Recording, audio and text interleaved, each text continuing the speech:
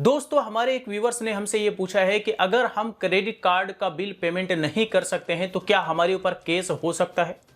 तो इसका सिंपल सा जवाब है यस, लेकिन इसमें भी बहुत सारे टर्म्स एंड कंडीशंस हैं और ये सारे टर्म्स एंड कंडीशंस बैंक अपने हिसाब से लगाती है। तो कौन से टर्म्स एंड कंडीशंस होते हैं जो बैंक अपने हिसाब से अपना सकती है, इसके बारे में डिटेल में आज हम इस वीडियो में बात करेंगे। तो चलिए देखते हैं।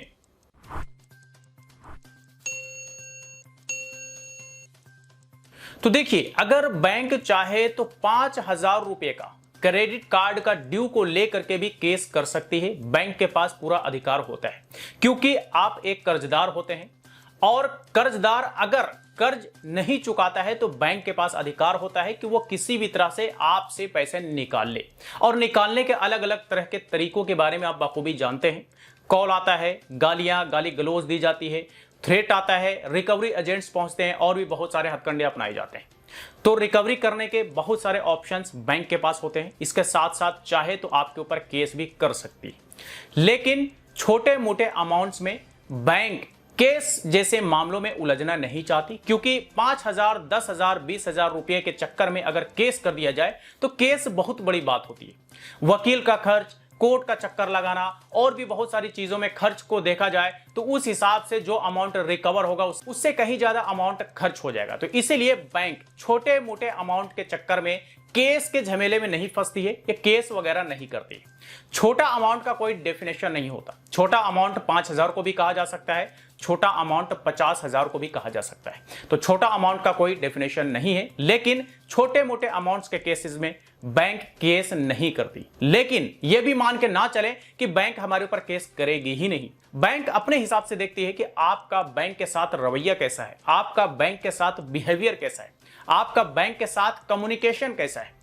अगर सारी चीजें ठीक ठाक है तो फिर बैंक आपसे सहूलत से बात करके रिकवरी करती है, सहूलत से आपके साथ सेटलमेंट करती है, सहूलत से आपके साथ डील करती है। लेकिन आप ज्यादा ही तेज तरार बनते हैं, ज्यादा ही खुद को चंगेज खान समझ रहे होते हैं, तो फिर बैंक सबक सिखाने के लिए फिर वो केस वगैरह मामले में भी आ जाती है। भले ही बैंक का ज्यादा खर्च हो जाता है, लेकिन बैंक कई बार ऐसा डिसीजन ले लेती है और ये जो डिसीजन होता है ये केस वाला डिसीजन होता है। जाहिर सी बात है कि अगर कोई बैंक अपने किसी भी कस्टमर के ऊपर केस कर दे, भले ही 5,000 रुपए का ड्यू क्यों ना हो, जाहिर सी बात है कि कस्टमर परेशान हो जाएगा। 5 का 50,000 रुपए खर्च हो जाएंगे और बैंक को पैसे देने पड़ेंगे, वापिस करने पड़ेंगे, वो अलग। क्योंकि केस होने के बाद जो कस्टमर होता है उसे भी एक वकील करना पड़ता है ताकि अपनी बात कोर्ट में रखवाया जा सके। तो केस होने के बाद मामला बड़ा कॉम्प्लेक्स हो जाता है। अब थोड़ा यह समझ लीजिए कि किस सिनेरियो में बैंक केस करने को सोचती है या फिर केस करती है।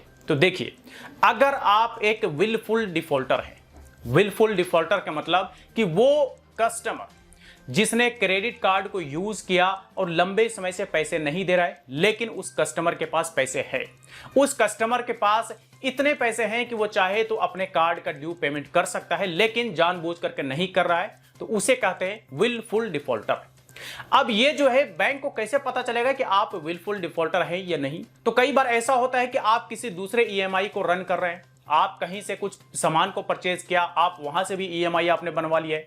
तो सिविल जो ब्यूरो होता है, सिविल ब्यूरो के पास आपका रिकॉर्ड होता है और जिस पैन कार्ड को यूज करके आप करेंटली ईएमआई चला रहे हैं, वही पैन कार्ड से आपका बैंक जिसका क्रेडिट कार्ड आपने यूज किया था उससे ट्रैक करता है कि आप अभी करंटली क्या यूज कर रहे हैं। अगर कर रहे हैं तो उसको यह पता चल जाता है कि यह बंदा अभी ईएमआई चलाने की सलाहियत में है, यानी कि हमारा पैसा नहीं दे रहा है लेकिन अपनी जरूरतों की चीजों को खरीद रहा है ईएमआई में। दूसरा पता करने का सिंपल तरीका होता है कि आप बैंक के रिप्रेजेंटेटिव का फोन नहीं उठा रहे हैं, आप बात नहीं कर रहे हैं, आप किसी भी तरह का कम्युनिकेशन नहीं कर रहे हैं, आप बैंक के तरफ से आ रहे कॉल को एंटरटेन नहीं कर रहे हैं, रिसीव नहीं कर रहे हैं, तो इससे भी एक अंदाजा लगाया जा सकता है कि यह बंदा जानबूझ करके हमें इग्नोर कर रहा है, मतलब कि यह पैसा देना नहीं चाह रहा है। बातचीत करने से पता चलता है कि भाई प्रॉब्लम क्या है, प्रॉब्लम है उसका सोल्यूशन देखा जाता है, प्रॉब्लम कितने लंबे समय तक के लिए है, तो ये बैंक भी समझती है। तो जब आप बातचीत करना कंप्लीटली बंद कर देते हैं, इग्नोर करने लग जाते हैं, तो बैंक को लगता है कि ये बंदा इग्नोर कर रहा है, दैट मींस ये विलफुल डिफॉल्टर है। तो इस तरह से बैंक को पता चलता है कि ये विलफुल डिफॉल्टर है। अब छोटे मोटे अमाउंट्स के केसेस में हो सकता है कि केस ना हो, बैंक छोटे मोटे अमाउंट को लेकर के केस के मामले में उलझना नहीं चाहती। लेकिन अगर आपका अमाउंट लाखों में तो बिल्कुल बैंक आपको छोड़ने वाली नहीं है। अगर मान लीजिए 5 लाख, 8 लाख, 10 लाख रुपए, तो बैंक अपने पैसे को रिकवरी करने के लिए कोर्ट तक भी पहुंच सकती है, आपके ऊपर केस भी कर सकती है। और केस करने का उनके पास अधिकार होता है, वो इसलिए क्योंकि उन्होंने आपको पैसे दिए, उन्होंने आपको एक क्रेडिट कार्ड दिया यूज करने के लिए, आपने यूज किया लेकिन उनके पैसे रिटर्न नहीं कर रहे हैं, आपके ऊपर केस कर सकते हैं। और केस कैसे किया जाता है आप इसको भी थोड़ा समझिए। देखिए, अगर आपको लीगल नोटिस आता है आप उसे केस मत समझिए। अगर आपके पास कोई लॉयर के नाम पे फोन करता है आप उसे केस मत समझिए। अगर आपके पास लीगल डिमांड ड्राफ्ट नोटिस आता है उसे भी आप केस मत समझिए, क्योंकि ये सारे जो है ये रिकवरी टीम के तरफ से लेटर बना करके भेजा जाता है, लीगल टीम के तरफ से लेटर बना के भेजा जाता है, ना कि कोर्ट से आता है। तो अगर आपके ऊपर केस हो जाता है तो केस कैसे होता है पहले थोड़ा ये समझ लीजिए, देन हम बात करेंगे कि कैसे आपको पता चलेगा कि आपके ऊपर केस हुआ या नहीं। तो देखिए, जब भी आपको क्रेडिट कार्ड बैंक वाले देते हैं तो आपसे एक चेक मांगते हैं। वो जो चेक होता है उस चेक को इस्तेमाल किया जाता है लास्ट टू लास्ट अगर आप पेमेंट नहीं करते हैं तो, और आपके ऊपर चेक बाउंस का एक केस लगाया जाता है। और ये जो केस होता है ये होता है धारा 420 यानी कि आईपीसी इंडियन पेनल कोड 420 के तहत आपके ऊपर केस होता है, यानी कि धोखाधड़ी फ्रॉड करने का केस आपके ऊपर होता है। ठीक है, तो ये लास्ट टू लास्ट बैंक के पास ऑप्शन बचता है रिकवरी करने का। अगर आपने कोर्ट में भी ये साबित कर दिया कि आप पैसे देने की सलाहियत में नहीं है तो बैंक के पास कोई ऑप्शन नहीं बचता, यानी कि आपका मामला सारा रफा दफा हो जाता है। लेकिन अगर मामला कोर्ट पहुंचता है तो ऐसा नहीं कि आप भी बच जाते हैं, आपका भी 40-50 हजार रुपए तो खर्च हो ही जाते हैं, क्योंकि आप वकील करते हैं, वकील को फी देते हैं, अलग अलग डेट पे कार्रवाई होती है, अलग अलग डेट पे सुनवाई होती है, वकील हर बार आपसे फी चार्ज करता है, तो आपको समय भी पैसा भी दोनों देना पड़ता है। तो इसलिए आपका भी 40-50-60 हजार या फिर जितना लंबा केस खींचेगा उतना ज्यादा आपका भी पैसे खर्च होते हैं। तो विलफुल डिफॉल्टर जिसका अमाउंट बड़ा है, लाखों में है, उसके ऊपर बैंक रिकवरी करने के लिए केस कर सकती है, वो भी धोखाधड़ी का आईपीसी 420 के तहत। अब आप ये जान लीजिए कि अगर आपके ऊपर केस होता है तो आपको कैसे पता चलेगा, आपको नोटिस कैसे आएगा। मान लीजिए अगर आपके पास व्हाट्सएप पे नोटिस आ जाता है कि आपके ऊपर भाई हमने केस कर दिया है, बैंक वाले कहते हैं, आप मान करके चलिए कि वो लेटर फर्जी है। कोई कोर्ट का नोटिस व्हाट्सएप पे नहीं आता। अगर कोई ये कहे कि हमने आपको ईमेल कर दिया है, भाई आपके ऊपर केस हो गया है, कोर्ट का कोई भी नोटिस ईमेल पे नहीं आता। अगर कोई आपको ये कहे फोन करके कि भाई आपके ऊपर केस हो गया है, आप ऐसा करो कि पैसा जल्द से जल्द जमा करो, नहीं तो आप कोर्ट में आ जाओ, मान करके चलो कि वो कॉल फर्जी है, वो लीगल टीम के या फिर रिकवरी टीम के कोई लोग हैं जो आपको कॉल कर रहे हैं। कोर्ट का एक सिंपल कम्युनिकेशन का तरीका होता है, वो होता है बाय पोस्ट। तो केस होने की जानकारी आप तक बाय पोस्ट एक लेटर में पहुंचता है और आपको हाजिरी लगाने की बात उस लेटर में होती है कि आप इस कोर्ट में हाजिर होंगे।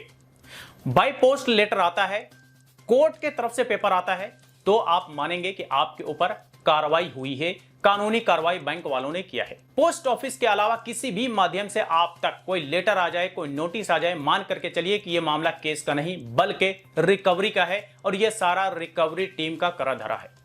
मैं ये नहीं कहता कि आप क्रेडिट कार्ड के पैसे नहीं चुकाओ, आप पर्सनल लोन के पैसे नहीं चुकाओ, हमारा बिल्कुल ऐसा कहना नहीं है, बल्कि पैसे हैं, चुकाने चाहिए। और अभी का सिचुएशन ऐसा है कि बहुत सारे लोग मजबूर हो गए हैं, पैसे देने की सलाहियत में नहीं है, तो उनका तो एक अलग प्रॉब्लम है। लेकिन जिनके पास पैसे हैं उन्हें पैसे दे देनी चाहिए, क्योंकि आपके ऊपर कर्ज है, कर्ज चुकाना अगले बार एक मौका मिलता है कर्ज मिलने का। तो इस तरह से जो है आपको पता चलता है कि आपके ऊपर केस हुआ है या नहीं।